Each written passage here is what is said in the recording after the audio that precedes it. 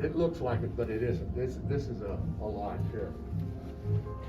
The animals that you see in this cage here are animals that would be named by Lewis and Clark. Oh. With the exception of that bison, they were the first ones to see these animals.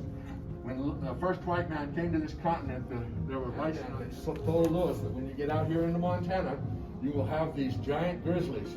Do not take them on alone. If you're going to take them on a dozen people at a time. Lewis is thinking, well, we're shooting rifles, they're shooting bows and arrows. We'll do a job on those grizzlies. When Lewis got into Montana, they saw a grizzly on the shore.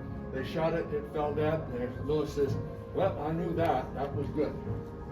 And another case, one guy, before they got to the Great Falls area here, they had a guy out hunting. They had a camp set up on the shore, and this guy is a half mile from the camp.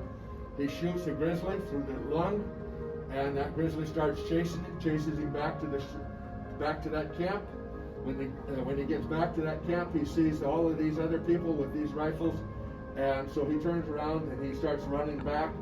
Then this guy picks up 3 other guys. The 4 guys chase that grizzly back to where he was originally shot. They found him a half mile on further. He had a 50 caliber musket ball through his lung, and he'd run just 1.5 miles after that. In another case, they had a grizzly crossing the river.